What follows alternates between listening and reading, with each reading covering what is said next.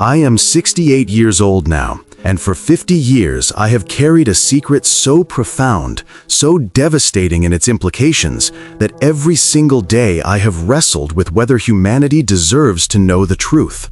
My name is Robert Chen, and in 1974, when I was just 18 years old and working as a junior forest surveyor in the Olympic National Forest of Washington State, I began feeding a creature that was not supposed to exist. What started as an act of compassion toward an injured animal became a half-century relationship that would ultimately reveal something about our species that I wish with every fiber of my being I had never learned. Because what this creature finally showed me, what it made me understand about the true nature of humanity and why his kind fears us with a terror so absolute it has driven them to the edge of extinction, is not a story about monsters in the forest. It is a story about the monster we have always been. The summer of 1974 was unusually hot in the Pacific Northwest. I remember the heat shimmering off the logging roads, the way the air tasted of pine resin and dust, the constant buzz of insects in the thick undergrowth. I had just graduated high school, barely 18, and had secured a summer job with the Forest Service doing basic surveying work. My job was simple: walk predetermined routes through the forest, mark trees for selective logging, document wildlife activity, check for signs of erosion or disease. It was solitary work, which suited me perfectly. I was a quiet kid, more comfortable with trees than people, more at ease with silence than conversation. On July 16, 1974, I was working a route deep in the Hoh rainforest, an area so dense with old-growth cedar and Sitka spruce that the canopy blocked out most of the sunlight even at midday. The forest floor was a carpet of moss and ferns, everything dripping with moisture despite the heat. I had been walking for maybe 3 hours, my clipboard damp with sweat, when I heard something that made me stop dead in my tracks. Not a sound exactly, the absence of sound. The forest had gone completely silent.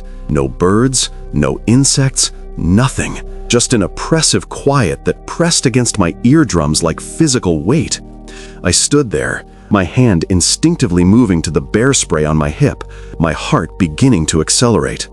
I had been trained that this silence meant predator, something big enough, dangerous enough, that every other living thing in the vicinity had gone still and quiet. I scanned the tree line, looking for movement, looking for the telltale shape of a bear or cougar. What I saw instead defied every rational thought in my 18-year-old brain.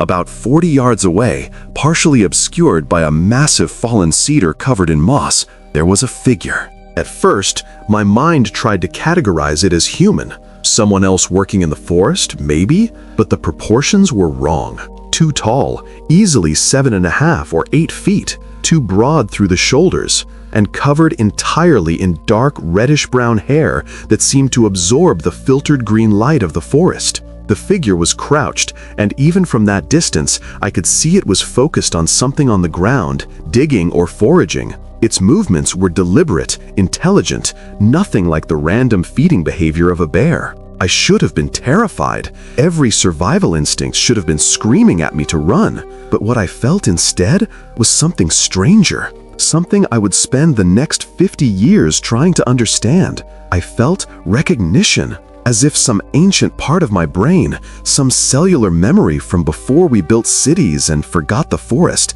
knew exactly what I was looking at, and knew that it was kin. The creature must have sensed my presence because its head suddenly snapped up and turned directly toward me. Even at that distance, I could see the face clearly. It was like looking at a human face through distorted glass. A heavy brow ridge, deep-set eyes that caught the light with an amber gleam, a broad, flat nose, a mouth that was wider than human, but not quite like any ape I had ever seen in photographs. The expression on that face was unmistakable. Not aggression, not curiosity, fear.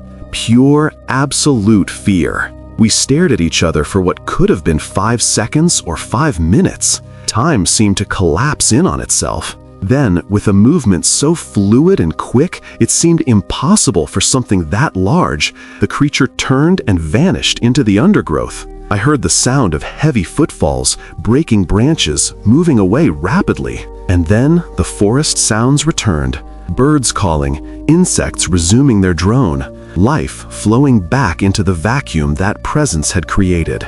I stood there shaking, my clipboard fallen to the mossy ground, trying to process what I had just seen. My scientific mind, such as it was at 18, was at war with my eyes. Bigfoot did not exist. Sasquatch was a myth, a legend, a cultural story told around campfires. There was no verified evidence, no bodies, no bones, nothing but blurry photographs that could be anything.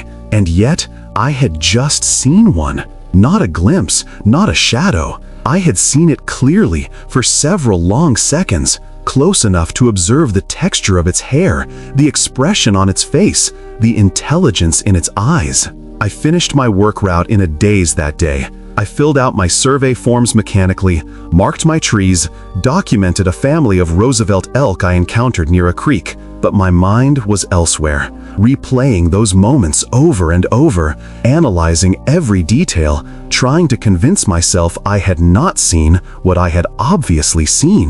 When I returned to the ranger station that evening, I said nothing. What could I say? That I had seen Bigfoot? They would think I had been smoking something in the forest. They would laugh, or worse, they would think I could not handle the isolation and solitude of the job. So I kept quiet, but I could not stop thinking about it. And 3 days later, I went back to the same area. I told myself I was just curious, that I wanted to see if there were tracks or other signs. But the truth was deeper than that. I wanted to see it again.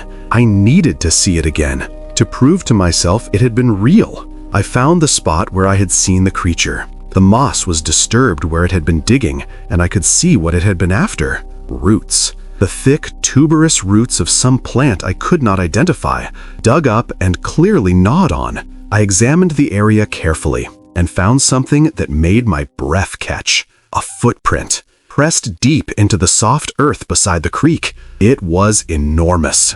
At least 16 inches long, maybe 7 inches wide, with 5 distinct toe impressions. Not human, not bear, something else entirely. I was kneeling beside that track, my hand trembling as I measured it with my surveyor's tape, when I heard the sound again, that low, resonant vocalization that seemed to vibrate through the trees themselves, not threatening, almost questioning. I slowly stood and turned around. It was there again, the same creature, I was certain. Same reddish-brown hair, same massive build, but this time it was closer, maybe 30 yards away, and it was not running. It was watching me, studying me with the same intensity I had been studying its footprint. I raised my hands slowly, palms out, in what I hoped was a universal gesture of non-threat. The creature tilted its head slightly, an eerily human gesture of curiosity. Then I did something that would change the entire trajectory of my life. I reached into my pack and pulled out my lunch. A sandwich, an apple, a bag of trail mix. I held up the apple so the creature could see it clearly. Then, moving very slowly, I placed it on the ground about halfway between us and stepped back. For a long moment, nothing happened. The creature stood motionless, those amber eyes moving from me to the apple and back again. I could see its nostrils flaring, scenting the air. Then, with movements that were cautious but deliberate, it approached. Not directly toward me, but in a wide arc that kept maximum distance while still allowing it to reach the apple. When it was close enough, it stopped, crouched, and reached out one massive hand. The fingers were long, more dexterous than I would have expected. It picked up the apple, brought it to its nose, sniffed it carefully. Then it made a decision. It bit into the apple, and I heard the crisp crack of the fruit breaking. It chewed, swallowed, took another bite, all while keeping its eyes fixed on me. I stood absolutely still, barely breathing, watching this impossible moment unfold. When it had finished the apple, core and all, the creature made another sound, softer this time, almost like gratitude. Then it did something that made tears spring to my eyes without me understanding why. It reached down, picked up a river stone, smooth and flat and perfectly round, and placed it carefully where the apple had been. Then it turned and walked away, not running, not fleeing, just walking, with a dignity and purpose that spoke of intelligence and intention. I stood there for a long time after it disappeared, staring at that stone. It was a gift, an exchange. The creature had understood the concept of reciprocity, had responded to my offering with one of its own. This was not an animal. This was a person. Different, yes. Non-human, certainly. But a person nonetheless. A thinking, feeling, intelligent being with culture and communication and something that looked very much like gratitude. I picked up that stone and I have carried it with me every day since. 50 years. Through college, through my career as a forestry biologist, through marriage and divorce, and the birth of my daughter and the death of my parents. That stone has been in my pocket always, smooth and cool and perfect, a reminder of the moment everything changed. The moment I stopped being just Robert Chen and became something else, a guardian, a witness, a keeper of the most important secret in human history. Over the next few weeks, I returned to that spot every few days.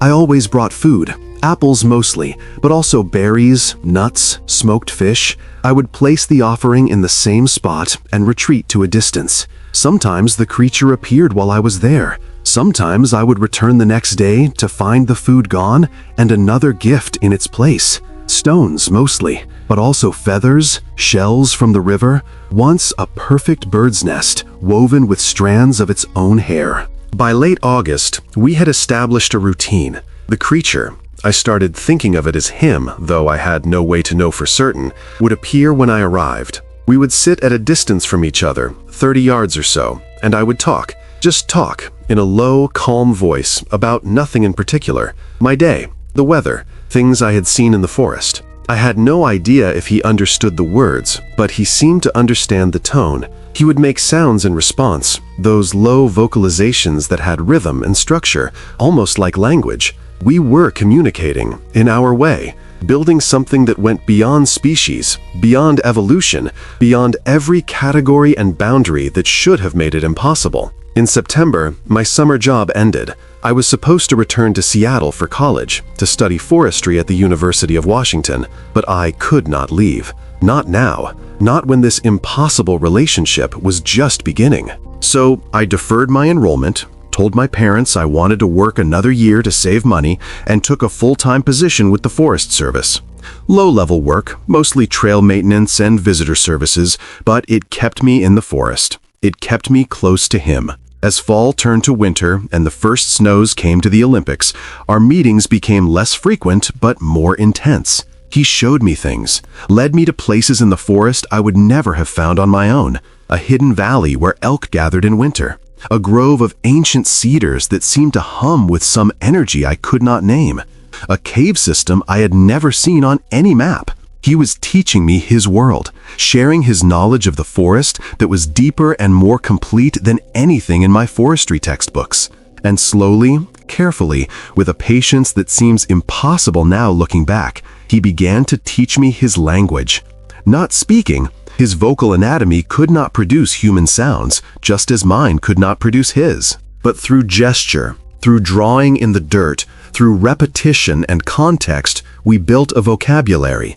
Basic things at first: food, water, danger, safe, but gradually more complex: family, alone, before, after, questions, answers.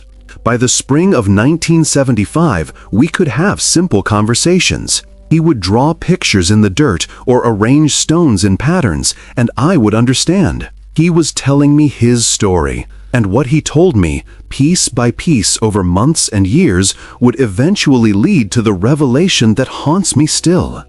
The revelation about what we are, about what we have done, about why his kind hides from us with a fear so profound it has shaped their entire existence for thousands of years. But I did not understand that yet. Not in 1975. I was still young, still hopeful, still believing that this friendship was just the beginning, that eventually, somehow, I could bridge the gap between our species, that I could prove humanity was ready to know about them, to protect them, to share the world with them as equals. I was so naive, so catastrophically, tragically naive. The years passed, 1976, 1977, 1978. I eventually went to college, but I chose a school close enough that I could return to the Olympics every weekend, every break, every opportunity. My relationship with him, I had started calling him Elder in my mind because of the wisdom in his eyes and the gray beginning to show in his reddish hair, deepened in ways I still struggle to articulate. He was my teacher, my friend, my window into a world that existed parallel to humanity but forever separate from it. A world we had pushed to the very margins of existence. Elder showed me more of his people. Not many. His kind were few, he made clear through our gestural language.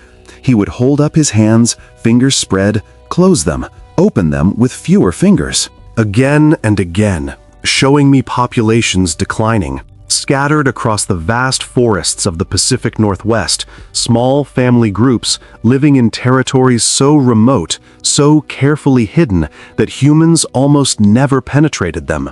He estimated, through our crude mathematical communication, that perhaps 200 of his kind remained, maybe 300, spread across thousands of square miles from Northern California through Washington and into British Columbia. They had been more once. He showed me ancient pictographs hidden in caves that told a story of larger populations, of times when his people lived more openly, before humans became numerous. The images showed his kind and early humans coexisting, sometimes trading, sometimes in conflict, but always the human populations growing, spreading, taking more territory, pushing his people back and back and back into smaller refuges. I learned their way of life. They were nomadic within their territories, following seasonal food sources. Omnivorous, eating everything from roots and berries to fish and small game. They lived in temporary shelters, just enough to protect from rain and cold, structures that could be abandoned quickly if humans came near. They had tools, simple but effective, stone blades for processing food, wooden digging sticks, bone needles for sewing plant fibers into rough bags. They had fire, carefully controlled, used only at night in hidden locations where the smoke would disperse unseen. But what struck me most deeply was their culture. They had stories, passed down through generations, taught to children through gesture and sound and drawing. Stories about their origins, about the old times, about the great splitting when their ancestors and human ancestors diverged. Stories about why they hid, about what happened when they did not hide, about the terrible price of being seen. It was in 1982, 8 years after our first meeting, that Elder decided I was ready. Ready to understand the full truth. Ready to learn why his kind feared humanity with a terror so absolute that they had chosen near extinction over contact. We were sitting in one of our usual spots, a sheltered overhang beside a creek where we had met hundreds of times by then. It was late October, and the forest was painted in golds and reds, the air crisp with approaching winter. Elder had been agitated for several days, making sounds I had not heard before, pacing, clearly wrestling with some decision. Finally, that afternoon, he made up his mind. He began to draw in the dirt, simple figures at first, his people and humans living separately but in the same landscape. Then, humans growing in number, spreading, his people retreating, standard history I had learned from him before. But then he drew something new. He drew humans with spears surrounding his people. He drew violence. He drew his people falling. He drew something that made my stomach clench with dread. He drew humans taking his people away, captured, imprisoned, not killed, at least not immediately, taken. I shook my head, not wanting to understand what he was showing me. But Elder was insistent. He drew more. He drew his people in cages. He drew human figures with tools, with what looked like knives or other implements. He was showing me something like vivisection, like experimentation, his people being studied, cut open, examined while still alive. His drawings were crude, but the horror they depicted was unmistakable. Then he did something he had never done before. He stood and removed the rough plant fiber clothing he sometimes wore in cold weather. And he showed me his back. Even in the filtered forest light, I could see them clearly. Scars. Deep, old scars that ran in parallel lines across his shoulder blades and down his spine. Not natural scars from injury or accident. These were precise, deliberate, surgical. Someone had cut into him, systematically, methodically. Not to heal, but to examine, to study. My hands were shaking as I reached out, not touching but hovering close enough to see the full extent of the scarring. There were dozens of marks. Some looked like they had been stitched afterward, rough but intentional. Others had healed irregularly, as if whatever had been done had been abandoned partway through. Elder stood patiently while I examined what had been done to him, his breathing steady despite what must have been painful memories. When I finally stepped back, my face wet with tears, I did not remember starting to cry. Elder turned to face me. His eyes held something I had never seen there before. Not fear, not anger, something more terrible than either. Resignation. The look of someone who had accepted the unacceptable because there was no other choice. He sat back down and continued his story in the dirt. He drew himself young, smaller. He drew a family group, parents, siblings. He drew them in a territory, living their lives. Then he drew humans arriving, not ordinary humans. He drew them with something that looked like guns, but different, probably tranquilizer weapons. He drew his family running, scattering. He drew himself being hit, falling. He drew waking in a cage, in what looked like a building or facility. Stone walls, metal bars, electric lights, which he depicted as radiating circles. The drawings became harder for him.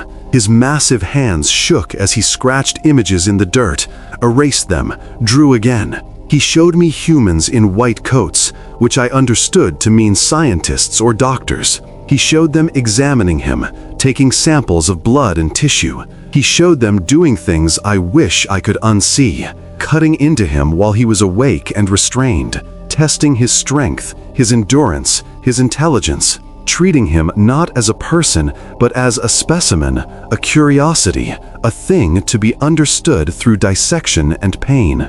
He showed me others in nearby cages, other individuals of his kind who had been captured. He drew them, crying, suffering, dying. He drew the humans not as monsters, not as deliberately cruel, but as something worse, as indifferent, as clinically detached. They were studying his people the way scientists might study any animal, without recognition that these were persons experiencing terror and agony and grief. How long was he held? He indicated through marks and gestures. Months, many months, through a full cycle of seasons. He drew the moon phases over and over, more than I could easily count, at least a year, possibly longer. During that time, he watched others of his kind die in captivity. He watched humans dispose of their bodies like waste. He watched his people reduced to data points in someone's research. And then he showed me how he escaped. How, during one examination procedure, something went wrong. A door left unsecured. A moment of inattention. He had been larger than the humans expected, stronger than their restraints could hold once they were damaged. He broke free. He drew himself, running through corridors, past more cages holding his kind, unable to free them, forced to flee alone while their cries followed him. He drew himself breaking through a window, falling, running into darkness and forest, and finally, after days of desperate flight, finding his way back to territories he knew. But when he returned, his family was gone, scattered by the same raid that had captured him.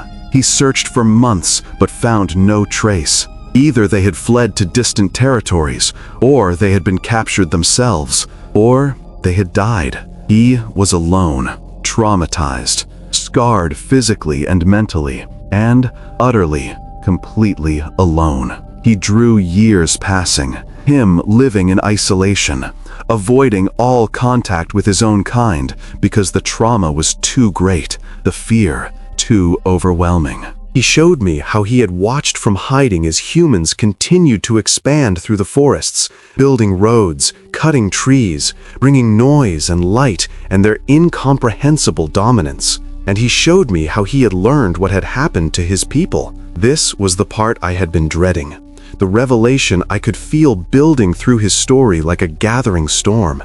Elder took his time with this section, making sure I understood completely. He drew a building, larger than the one where he had been held. He drew it underground or in a mountain, hidden from view. He drew many cages, many individuals of his kind imprisoned there. And he drew timelines, generations passing. He was showing me a breeding program. Humans had not just captured members of his species for study, they had taken breeding pairs. They had been attempting to keep his kind in captivity, to maintain populations for long-term research. He drew individuals being born in cages, living their entire lives in captivity, never knowing freedom or forest or the life their kind had evolved to live. Generations in cages, decades possibly, all hidden from the world, all kept secret, all justified as necessary scientific research into an unknown hominin species. And then he drew something that made me physically ill. He drew those captive-born individuals being subjected to the same treatment he had endured. Medical experimentation, behavioral testing, genetic analysis. But worse, because these individuals had never known anything else, had no memory of freedom to sustain them, nothing to compare their suffering against. They had been bred in captivity solely to be studied, to be used, to provide data about their species without ever being recognized as persons deserving of rights or dignity or compassion. Elder indicated through gestures that this facility or ones like it might still exist. That even now, in 1982, as we sat in the free forest, members of his kind might be living their entire lives in cages, known to a handful of scientists and government officials, kept secret from a world that did not want to confront what it would mean if Bigfoot were real. Because if his kind were proven to exist, then questions would have to be answered. Questions about their status, their rights, their protection. Questions about what had been done to them. Questions about accountability. It was easier, Elder made clear through his careful drawings, for humanity to maintain the fiction, to treat his kind as myth and legend, to dismiss sightings as hoaxes or misidentifications. Because the alternative, acknowledging their existence, would force a moral reckoning that we were not prepared for. It would mean admitting that we had discovered an intelligent species closely related to us, and our first impulse had been not to protect them, but to capture them, study them, experiment on them. It would mean acknowledging that somewhere, in hidden facilities, we might still be holding his kind against their will, treating them as animals when they were actually persons. This was why his kind hid, not because they were wild or savage or less than human, but because they had learned through brutal experience exactly what humans were capable of. They had learned that we saw them as things to be possessed, studied, dominated. That we could not conceive of another intelligent species except in relation to ourselves, except as something to be controlled or eliminated or kept as curiosities in cages. The sun was setting by the time Elder finished his story. The forest around us had grown dark and cold, shadows lengthening between the trees. I sat in stunned silence, my mind reeling from what I had learned. Every assumption I had made about our friendship, about what it meant, had been shattered. I had thought I was bridging a gap between species, building understanding, proving that humans and his kind could coexist peacefully. But Elder had just shown me the truth. He had not befriended me because he believed in humanity. He had befriended me despite what he knew about us. He had taken an enormous risk, trusting a human after what humans had done to him, because he was desperately lonely, and I had shown him the smallest kindness. Every moment of our relationship had been colored by his trauma, by his knowledge that my kind had tortured him and might be torturing others of his kind even as we sat together in seeming peace. I wanted to apologize, to say something that would acknowledge the horror and injustice of what had been done, but what words could possibly suffice? Sorry, your species was nearly driven to extinction by mine? Sorry we captured you and cut into you and treated you as less than human when you are more human than many humans I have known? The inadequacy of any apology made speech impossible. So instead, I did the only thing I could. I reached into my pocket and pulled out the stone he had given me on that first day in July of 1974. I had carried it every day since. 8 years of wear had made it even smoother, warm from my body heat. I held it up so he could see it clearly in the fading light. Then I placed my other hand over my heart and looked directly into his eyes. I was trying to communicate something beyond words, that I knew, that I understood, at least as much as anyone of my species could understand. That I would carry this knowledge, this responsibility, this grief for what we had done for the rest of my life. That his trust had not been misplaced, even though it probably should have been. Elder looked at me for a long time. Then he reached out his massive hand and gently touched the stone I held, just a brief contact. Then he stood and walked away into the darkening forest, leaving me alone with the full weight of humanity's shame. That night, I did not sleep. I sat in my small cabin, staring at the stone, replaying everything Elder had shown me. I thought about the facility he had described. Was it real? Did it still exist? Were there members of his kind even now being held captive, being studied, being treated as animals when they were clearly, obviously persons? The thought was unbearable, but so was my powerlessness. What could I do? Who would I tell? Who would believe me? If I went public, if I revealed what I had learned, the most likely outcome would be exactly what Elder feared most. Not protection for his kind, but renewed hunting. Government agencies and private researchers descending on the forests with helicopters and infrared cameras and tranquilizer guns, determined to capture specimens, to prove beyond doubt that Bigfoot existed. And once proof was obtained, once his kind were officially acknowledged, what then? Would they be given rights, protection, or would they be declared wards of the state, confined to reserves or zoos, studied and monitored and controlled for their own good and the advancement of science? I knew the answer. I had seen what we did to every other form of intelligence we encountered. Chimpanzees in research labs, dolphins in marine parks, gorillas in enclosures. We could not help ourselves. The impulse to capture, to own, to study was too strong. We dressed it up in language about conservation and education and scientific progress, but the reality was domination, control, the assertion of human supremacy over every other form of life. So I said nothing. I kept Elder's secret, and I kept feeding him, kept meeting with him, kept building our impossible friendship, even as I carried the knowledge of what my species had done to his. The cognitive dissonance was staggering. How could I be both the person who had shown him kindness and a representative of the species that had tortured him? How could I maintain our relationship knowing I belonged to the group he had every reason to hate and fear absolutely?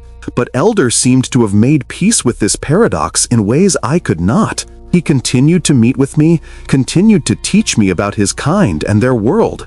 And slowly, over months and years, I came to understand something important. Elder had not told me his story as an accusation. He had told it as a warning, as a plea for understanding, as an explanation for why his kind must remain hidden, must continue their policy of absolute avoidance of humanity, must choose slow extinction over the risk of contact. He was not asking me to save his species. He knew I could not.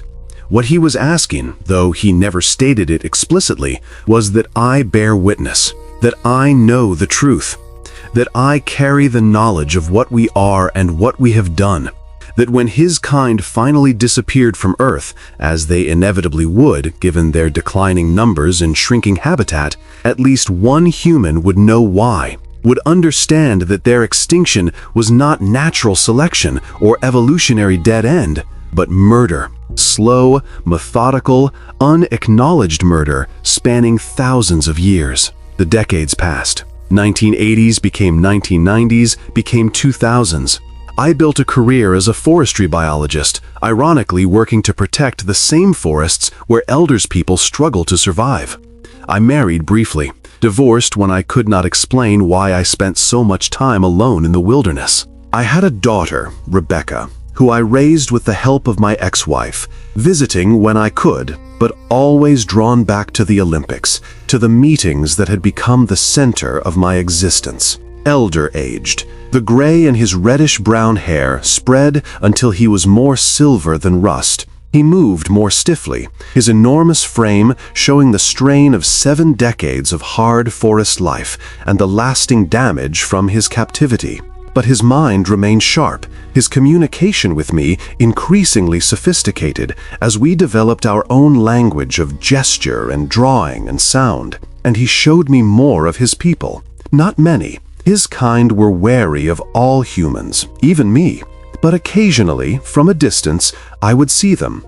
A young mother with an infant clinging to her back, an adolescent male practicing the hunting techniques his elders taught him. Once, memorably, an ancient female who must have been 90 or more, her hair completely white, moving through the forest with a grace that belied her age. These glimpses were gifts Elder gave me. Proof that his kind still endured, still lived their lives with dignity and purpose despite everything arrayed against them. But I also saw the decline. Territories abandoned because human development made them too dangerous. Family groups growing smaller as individuals died and were not replaced. The complex network of far-flung communities that Elder described in the 1970s fragmenting. Isolated groups losing contact with each other, genetic diversity diminishing with every generation. I watched a species dying in slow motion, and I could do nothing to stop it. In 2008, when I was 52 and Elder was probably in his early 80s, he showed me something I had never seen before. He took me to a hidden valley deep in the most remote section of the Olympics, a place I would never have found on my own. And there, carefully buried beneath carefully arranged stones, were graves. Dozens of them, maybe 100, each marked with a smooth river stone similar to the one Elder had given me that first day. This was a cemetery. His people buried their dead and marked the graves, honored their deceased, maintained these sacred sites across generations. Elder led me through the rows, touching certain stones gently as he passed. His parents, I realized, his siblings, friends and family going back who knew how many years. This place was their history, their continuity, their proof that they had existed and mattered and would be remembered. And there, at the edge of the cemetery, Elder showed me stones that were newer, the earth still settling around them. Recent dead, including several small stones, children, infants who had not survived. His kind's population was so small, so genetically bottlenecked, that infant mortality was increasing. Genetic defects, weakened immune systems, the inevitable result of too few individuals breeding within too small a gene pool. I knelt beside those tiny graves and wept. For these children who had died before experiencing life, for their parents who had buried them, for an entire species being erased from existence by forces beyond their control, and for my own species, for what we were and what we had done, and what we continued to do through indifference and denial and refusal to acknowledge our responsibility. Elder stood beside me as I cried, one massive hand resting gently on my shoulder.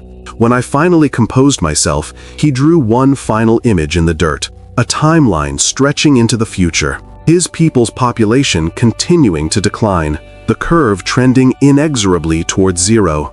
He indicated it would happen in my lifetime, that I would likely see the end of his species, that within the next 20 or 30 years, the last of his kind would die, and the forests would be empty of their presence forever. Unless, he drew a question mark, a possibility he could not articulate but clearly thought about. Was there a way, some path that did not lead to extinction? Some possibility I could not see but he hoped might exist?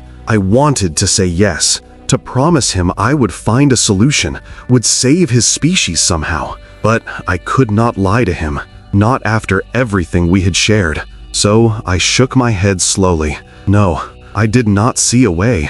His kind were too few, too scattered, too genetically compromised. And even if they were not, the fundamental problem remained. Humanity was not ready, would probably never be ready. We could not acknowledge their existence without trying to capture them, study them, control them. The very act of trying to save them would destroy them. Elder nodded as if he had expected this answer. Then he did something that broke my heart completely. He took my hand in his, so large that my hand disappeared in his palm, and he placed it over his chest. I could feel his heart beating beneath muscle and hair, strong and steady. Then he placed his hand over my chest, feeling my heartbeat in return. We stood like that for a long time, two members of related species, separated by evolutionary divergence, but connected by something deeper than genetics. Two hearts beating in the silence of a hidden valley where the dead of his kind rested in peace. Two living beings sharing a moment of recognition and grief, and something very much like love. That was in 2008, 16 years ago now. Elder is gone. He died in 2014, at peace in the forest he had known his entire life, surrounded by what remained of his family group. They buried him in that hidden cemetery, marked his grave with a stone so perfectly smooth it seemed to have been polished by a river for centuries. I was there. They allowed me to be there, the only human to ever witness their burial practices. It was the greatest honor of my life and the saddest moment I have ever experienced. Since then, I have continued to visit the Olympics. I still see his people occasionally, though less and less frequently. There are so few now, maybe 50 individuals left, scattered across territories that shrink every year as development and climate change reshape their world. They tolerate my presence because Elder vouched for me, because I have kept their secret for 50 years, because I am the only human they trust, even partially. But I know what I am watching. I am watching extinction in real time. Within the next decade, perhaps two, the last of Elder's kind will die. They will slip away into the darkness, and the world will never know they existed. Future generations will speak of Bigfoot as myth, as legend, as cultural story with no basis in fact. And I will carry the truth alone, unable to share it, unable to do anything but bear witness to a tragedy that could have been prevented if only we were better than we are. This is the revelation Elder wanted me to understand. This is what he needed me to know. The truth about humanity is not that we are inherently evil or deliberately cruel. It is that we are fundamentally incapable of recognizing personhood in forms that do not mirror ourselves. We can extend empathy, rights, dignity to other humans, though we do so imperfectly and selectively. But when we encounter intelligence in a different shape, in a different species, our first impulse is always domination, to capture, to study, to control, to own. We cannot help ourselves. Elder's kind understood this about us long before we understood it ourselves. They recognized that in the contest between species, we would always win, not because we were better, but because we were more numerous and more ruthless. So they chose survival through invisibility. They chose to become myth rather than specimen. They chose slow extinction over the guaranteed destruction that acknowledgement would bring, and they were right. Looking at how we have treated every other form of intelligence we have encountered, every other species we have power over, how can I argue they were wrong? We speak of conservation and protection, but these are just softer forms of control. We decide where animals live, how many of them exist, what their habitats look like, all for their own good, of course. We cannot conceive of leaving them alone, of allowing them autonomy and dignity and the right to exist on their own terms. So I have kept my promise to Elder. I have protected his people's secret for 50 years, and I will continue to protect it until I die or until they die, whichever comes first. Most likely, they will die first. They will disappear from Earth completely,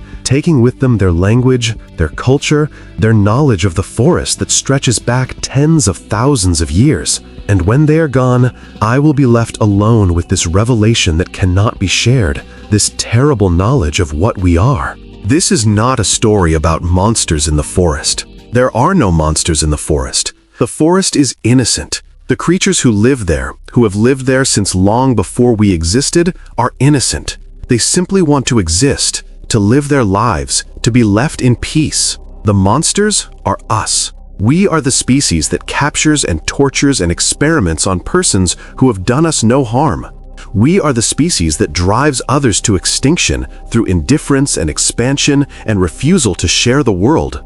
We are the species that cannot recognize personhood when it looks different from ourselves, that cannot extend dignity to intelligence that does not mirror our own. Elder showed me this truth. He made me understand what humanity is beneath all our pretensions of civilization and ethics and moral progress. He made me see that we are predators, not just of animals, but of anyone and anything we perceive as other. And that this predation is so deeply woven into our nature that we do not even recognize it as wrong. We rationalize it as science, as progress, as necessary for human advancement. But it is simply domination wearing a lab coat. I am 68 years old. I have spent 50 years carrying this knowledge, this shame, this grief for what we have done and continue to do. I have watched a species die because acknowledging their existence would have been more dangerous to them than extinction. And I have understood, finally, why Elder took the enormous risk of trusting me. He needed one human to know, to really know, to carry the truth of what happened to his kind and why. Not so I could save them. He knew that was impossible, but so their story would not be completely lost. So when the last of his kind drew their final breath and the forests fell silent of their presence forever, one human would stand as witness, would know that they had existed, had lived, had loved their children and honored their dead and passed down their stories through generations, would know that they had been persons, not animals, not myths, but persons deserving of every right and dignity we claim for ourselves, and would know that we destroyed them anyway, not through malice, but through something worse, through our fundamental incapacity to recognize personhood in forms that do not reflect our own image, through our bone-deep need to dominate and control and own everything we encounter, through our inability to simply leave them alone. This is the revelation that terrifies me. Not that monsters exist in the forest, but that the monster has always been us, and we cannot change what we are. We can only watch, helpless, as species after species disappears beneath the weight of our expansion and indifference. We can only bear witness to extinctions we caused but refuse to acknowledge. We can only carry the guilt of what we have done, are doing, will continue to do, until finally there is nothing left but us, alone, on a planet we have emptied of every other form of intelligence, wondering where everyone went. Elder's people will be gone soon. I visit their territories still, leave offerings at our old meeting places, hope for glimpses that come less and less frequently. Sometimes I see tracks, sometimes I hear their calls in the distance, but I know what I am watching. The end. The final chapter of a story that stretches back 50,000 years to when our species and theirs diverged, when we chose technology and they chose the forest, when we became what we are and they became what they are. They chose wrong. They should have developed weapons, should have fought us when they had the chance, should have recognized that any species sharing a planet with humanity faces only two options: dominate or be dominated. They chose neither, and so they chose extinction. But maybe that is not choosing wrong. Maybe maintaining their dignity, their culture, their way of life as long as possible, even if it meant eventual extinction, was more important than survival at any cost. Maybe they looked at what we had become, at our cities and wars and cages, and decided they would rather disappear than become like us. I cannot say they made the wrong choice. The forest will remain after they are gone. The cedars and spruce will still stand. The rivers will still run. The moss will still carpet the forest floor in endless green, but it will be emptier, quieter, diminished by the loss of the persons who knew it best, who were part of it in ways we can never be, who understood its rhythms and secrets in ways we have forgotten how to understand.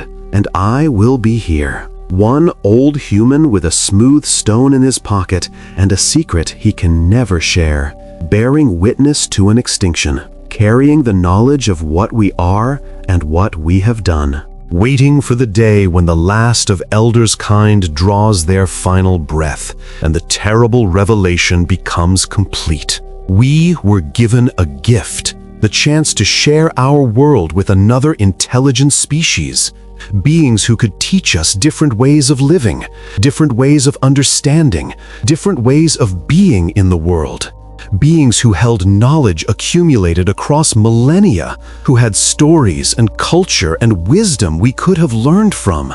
And we responded by capturing them, torturing them, experimenting on them, and driving them to extinction.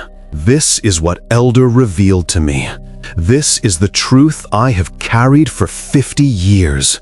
This is why his kind fears us with a terror so absolute they chose to become myth rather than face us directly. Because they understood what we are, and they were right to fear us. We are the monsters. We always were.